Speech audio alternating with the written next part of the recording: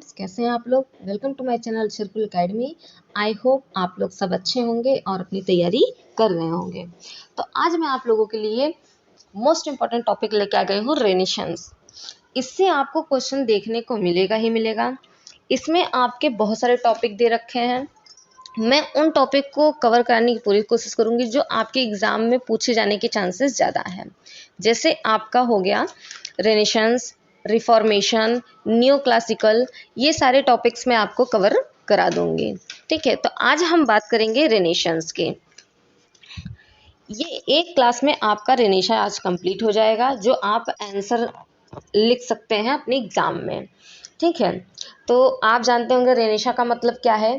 इसके लिए आपको 5 चीज़ों को जानना जरूरी है। आपने जो ऑप्शनल में पढ़ा है बस आपको उसी का यूज करके रिटन में लिख देना है। जैसे आप रेनेशा का मतलब जानते हैं कि क्या होता है, इसकी स्टार्टिंग कहाँ से हुई, इसके मेन फीचर्स क्या हैं, और मीनिंग और स्टार्ट कहाँ से हुआ। जैसे तो ये हो गया आपका इटली से स्टार्ट। फिर इसमें क्या क्या की पॉइंट है, जैसे ह्यूमनिज्म है, आर्ट्स का यूज किया गया है, साइंस का यूज किया गया है।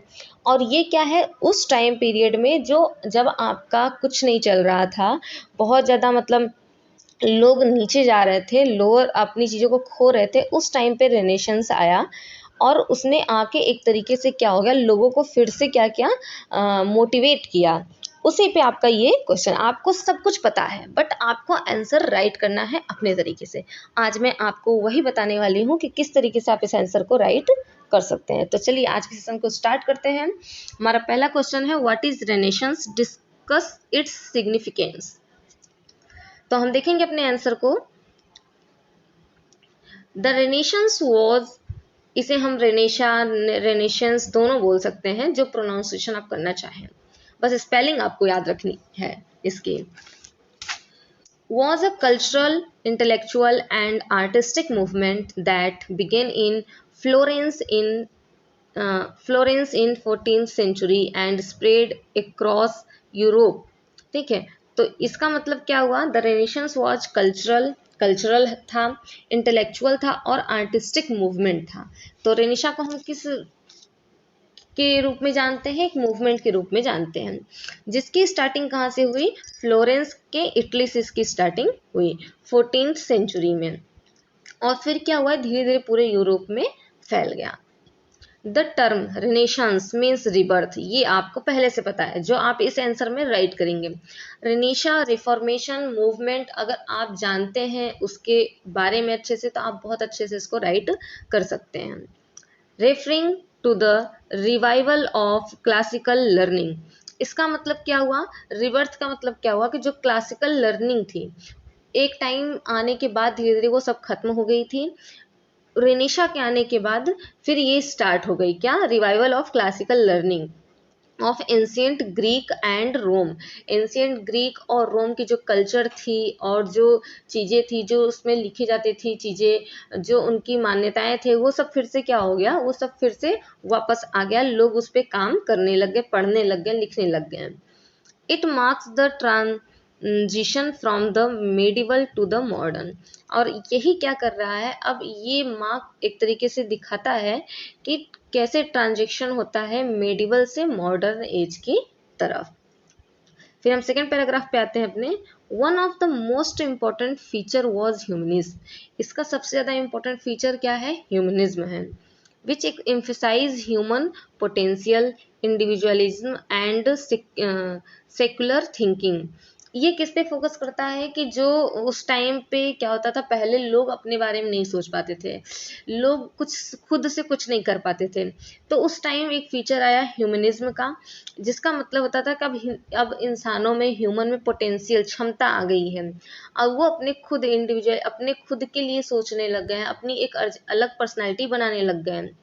उनकी थिंकिंग भी क्या हो गई, एक सेक्युलर थिंकिंग के रूप में काम करने लग गई। मतलब एक तरीके से तार्किक उनके अंदर चीजें आने लग गई, वो सोचने समझने लग गए कि हमारे लिए अच्छा है या खराब है।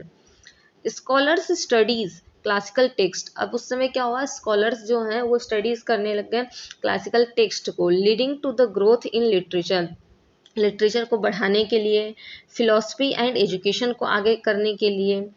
ठीक है, In art and science, great progress was made with the use of realism, perspective and human autonomy.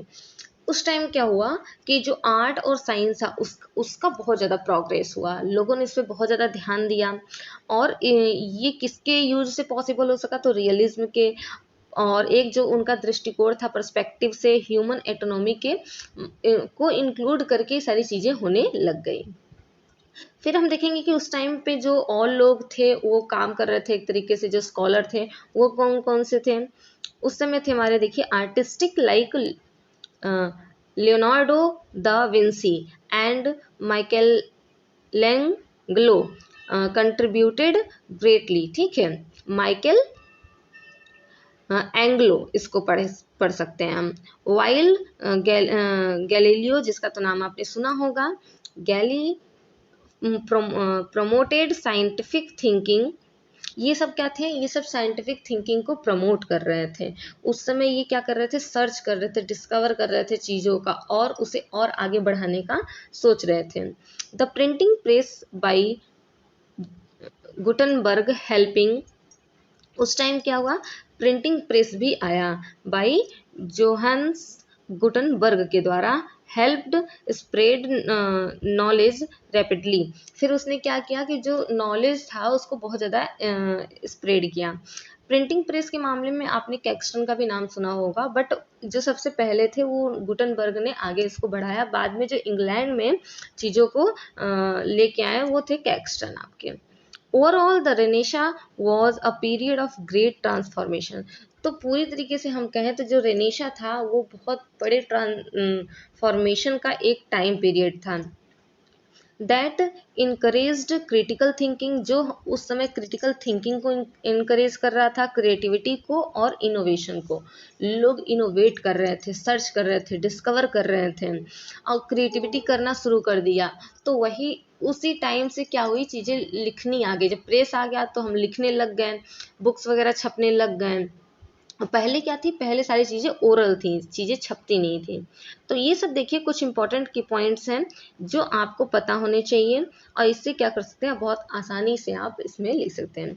अब इसके साथ ही साथ आप आगे इसमें एक दो लाइन ऐड कर सकते हैं। जैसे उस समय के जो फेमस राइटर थे, ये तो उस समय के जो खोजकर्ता, इनोवेशन ये सब में थे वो, बट लिखना किसने किसने शुरू किया रेनेशा में, वो आप लिख सकते हैं यहाँ पे। ठीक है, तो देखिए एक क्वेश्चन आपका जो प्रॉपर सॉलिड आंसर है उसका यहाँ पे तैयार होता है। अब नेक्स्ट हम देखेंगे कि रेनेशा के साथ साथ रिफॉर्मेशन से भी क्वेश्चन आपसे पूछा जा सकता है। ऐसे तो बहुत सारे टॉपिक हैं, बट मैं आपको जो इम्पोर्टेंट टॉपिक है वो पहले कवर कराने की पूरी कोशिश करूंगी। फिर देखिए व्हाट इज द रिफॉर्मेशन। अब हमने रेनेशा कंप्लीट कर लिया, ये हमारा लॉन्ग क्वेश्चन है। अब हम देखेंगे कि रिफॉर्मेशन क्या है। Discuss it's cause and significance, हमें इसके बारे में डिस्कस करना है कि इसका कॉज क्या है, कारण, किस कारण से ये रिफॉर्मेशन हुआ और इसके अंदर क्या मतलब क्वालिटी है, इसका सिग्निफिकेंस क्या है। तो हम देखेंगे इसका प्रभाव क्या है। The reformation was a major religious movement. तो रिफॉर्मेशन क्या है, आपने पहले भी पढ़ा होगा। रिफॉर्मेशन से दो चीज़ें आपने ज़रूर पढ़ी होंगी, एक है आपका रिलीजन, दूसरे हैं मार्टिन लूथर।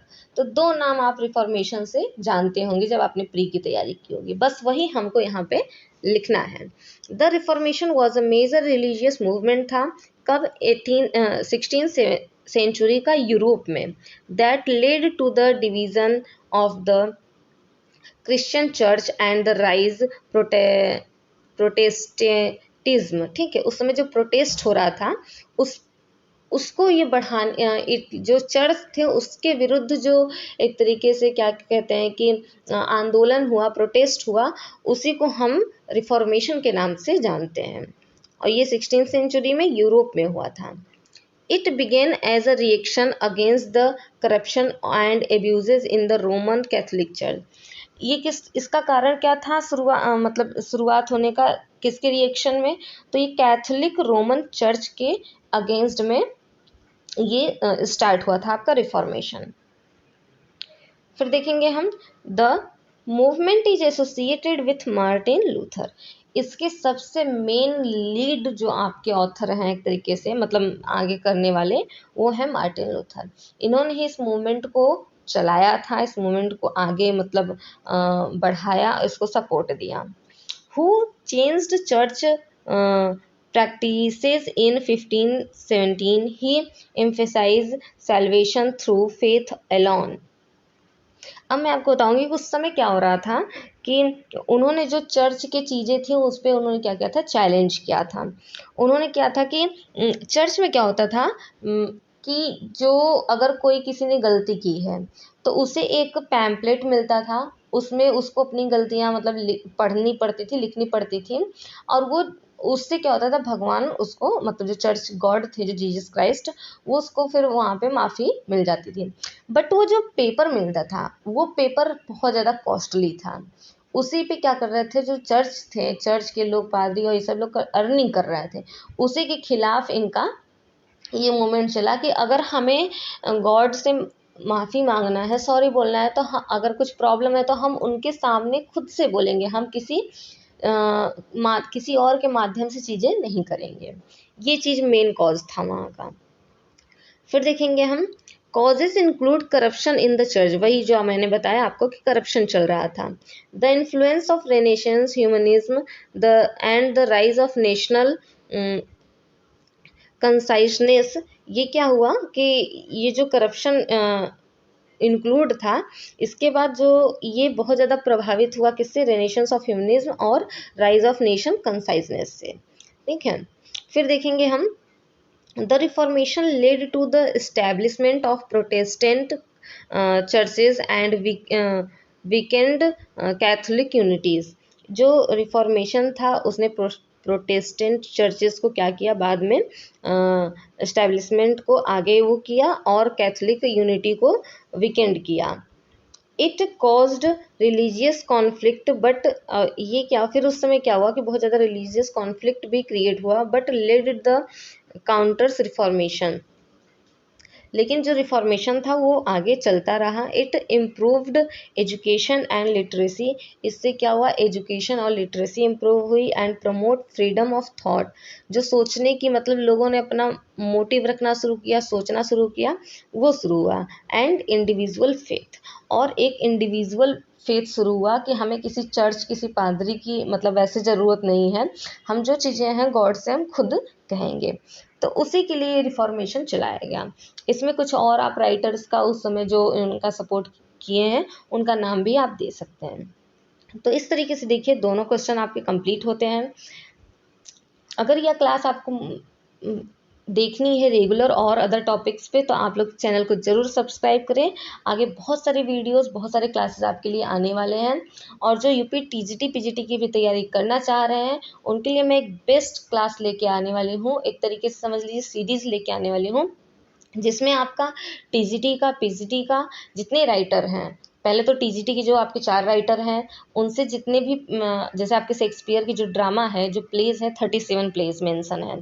37 प्लेज की सारी जो कैरेक्टर्स है वो अगर आप एक जगह चाहते हैं तो उसके लिए सब्सक्राइब करें, आपको एक जगह सारी चीज़ें मिल जाएंगी और बहुत अच्छे से रेगुलर क्लासेस आपकी चलने वाली हैं।